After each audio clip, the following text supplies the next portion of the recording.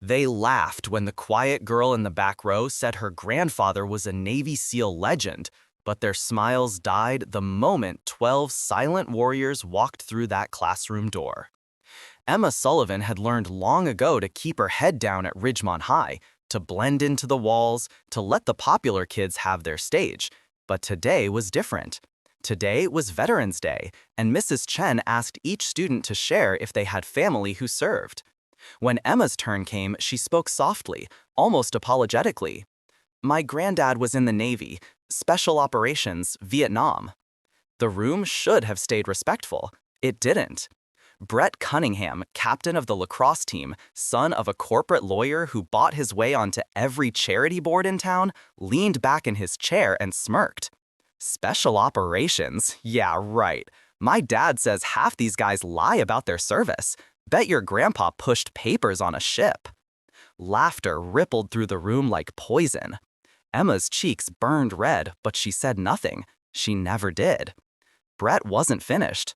What's his name? We can look him up. Oh, wait, let me guess. It's all classified, right? Super secret squirrel stuff? More laughter. Megan Torres, Brett's girlfriend, chimed in with mock sympathy. It's okay, Emma. My uncle says he was in the army too. He was a cook. The class exploded. Even Mrs. Chen seemed uncertain how to regain control.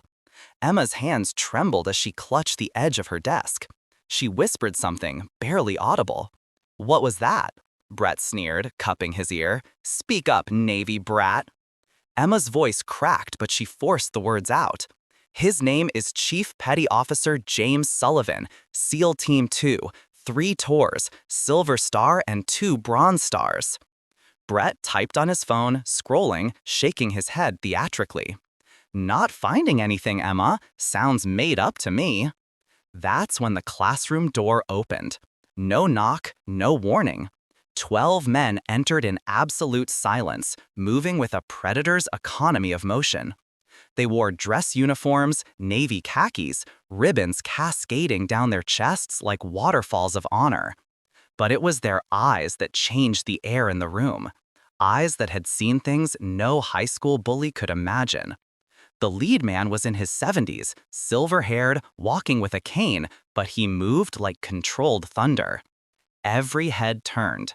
Brett's smirk evaporated. The old man's gaze swept the classroom and landed on Emma. His face softened. Hello, sweetheart. Emma's eyes filled with tears. Hi, Grandad. Mrs. Chen stood frozen.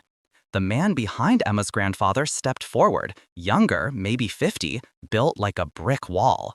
His voice was granite. I'm Master Chief Petty Officer Rick Dawson. We're Team 2. We heard someone in this classroom was disrespecting one of our own. Brett went pale. The color drained from his face like water from a sinking ship. Dawson continued. Chief Sullivan didn't just serve. He saved 17 men during an ambush in the Mekong Delta. Took 3 bullets doing it. Kept fighting. When we say legend, we mean it. This man trained half the SEALs who went on to serve in Iraq and Afghanistan.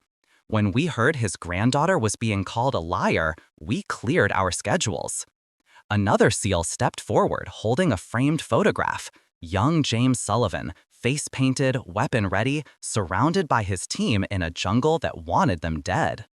This man is why some of us made it home, the SEAL said quietly.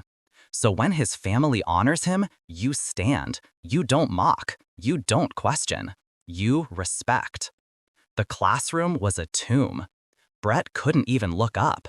His hands shook. James Sullivan walked slowly to Emma's desk, placed a weathered hand on her shoulder, and smiled. I'm proud of you for speaking up, Em. Never let anyone make you small. Then he turned to face the class, leaning on his cane, and his voice carried the weight of decades. Stolen valor is a crime. So is disrespecting those who actually bled for your freedom to sit in this classroom and act like fools. Learn the difference. The 12 warriors turned and walked out as silently as they'd entered, but James paused at the door, looking back at Brett. Son, humility isn't weakness, it's wisdom. Get some. The door closed. The silence that followed was deafening. Emma sat taller than she ever had before. And Brett Cunningham learned that some legends don't need validation, they just need someone brave enough to speak their names.